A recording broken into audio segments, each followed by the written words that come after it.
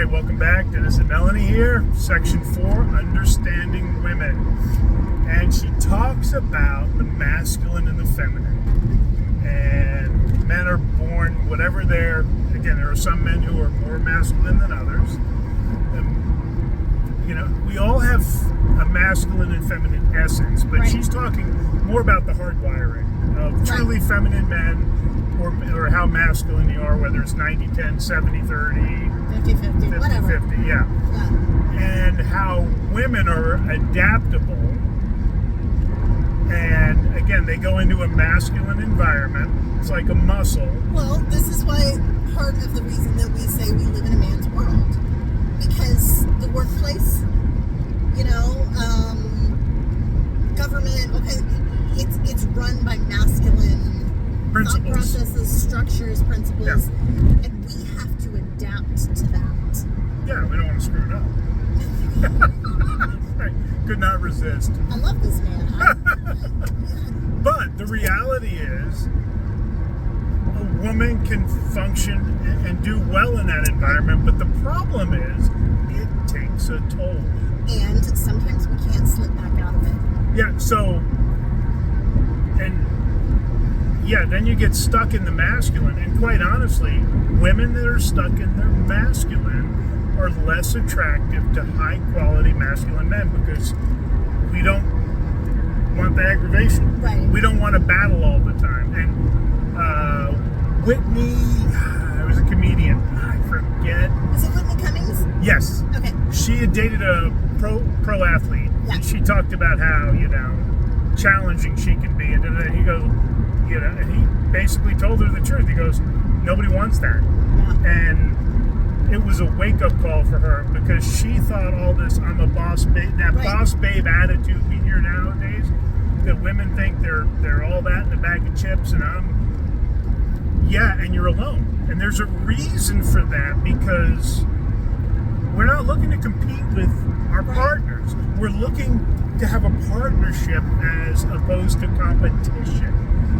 And if you truly are in your masculine all the time, it is incredibly challenging to be able to relax back into your feminine. It really is. I mean, I was fairly still in my feminine when we met, but there were things that I struggled with because I'd never actually been allowed to be fully in my feminine until I found someone who gave me the space to do that.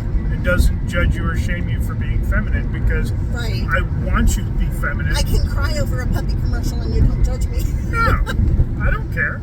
And again, when we go outside of what are biologically hardwiring, it takes a toll.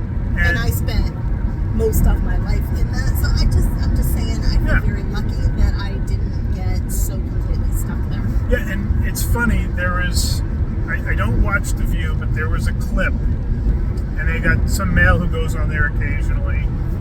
He's an ethnic man. I don't know his background. I can't think of it, but I saw this clip, and one of them was going, it's so hard for my girlfriends to find a good man. They're well established, or this and that, and he goes, nobody wants to be with them because they're a pain in the butt. And you're all going to die. All your friends are going to die alone with cats like Whoopi. We've been told these are the things that are important. Yeah. And when we get into our masculine and we start accomplishing those things, then we don't understand why men are going, we don't want that. Yeah. Because we've been told that that's what's important. By other women, by men, by society in general. I would argue this is some of the lies of feminism.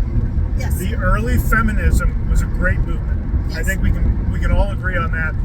Equality, and again, Alison talked about there's no accountability. Again, I still look at it. It is no longer about equality. It is about advantages. Because I've yet to hear a feminist say, I think everyone should have to sign up for selective service, not just the men. And so until they make that an issue, they don't want equality. They want what's advantageous to them, which is a human trait, quite honestly. Yeah, it is. And so what was a wonderful thing is now, been twisted to they shame women if you're not killing yourselves in the workforce and you want to be a stay-at-home mom and you have a partner who has the ability to provide that. You know, it's like, where did you people take the hard turn? Yeah. You know, it's like, there's nothing wrong with being a stay-at-home mom. Now, being a stay-at-home mom is a financial decision, not an emotional one. There's a lot of people who get that wrong.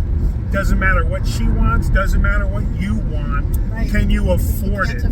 If you have to work more than 50 hours a week, I see so many guys are like, I'm working 70 hours a week, and then eventually she complains, you're never home. Then there's the divorce, and that man is trapped in a 70-hour work week because of alimony and child support. If you can't do it in 50 hours or less, she can't be a stay-at-home mom. Not an option. Doesn't matter what she wants or you. And so she talked about it, and we see it all the time, the dance of the masculine and the feminine. And she said, you know, the really feminine men always are attracted to masculine women, and it works because you got to get that 100% kind of mix right of that. And there's no right or wrong. It's just the way it is. Works, yeah. I love too. She talked about the veto power. Yeah. No. So, men as providers, protectors. There are areas, if we think it's going to impact the areas we're trying to provide and protect, we veto ideas. For the record, a raccoon does not impact those things, so I want to pet a raccoon. No. Why? So, and what's interesting, she talks about how it temporarily damages the relationship. It kind of kills the connection. And guys, you need to listen to the book because it also discusses, for the ladies, how to address things in such a way that he will listen. Instead of immediately go, no. That was a really bad, no. Whatever. I don't lean my head in, I just turn and say no. Maybe I was mocking you a little bit. Wow. See what I got to put up with, guys? You know. It's a good thing I love her. She gets to get home from here, though, so it's all good. But understand, she hit on probably the most important point I'm thinking of right now I want to cover is about having the conversation so he's not defensive. Right. That you're not coming in, I want to do this, or we're going to do that. And honestly, that goes into just basic communication principles. Yes. You don't want the other person that you're trying to communicate an idea to be on the defensive. And she used the example of the daughter going to Europe with the grandma. Right. And she goes, listen, I know you, and here's the point. You have veto power, but here's why I think it's okay.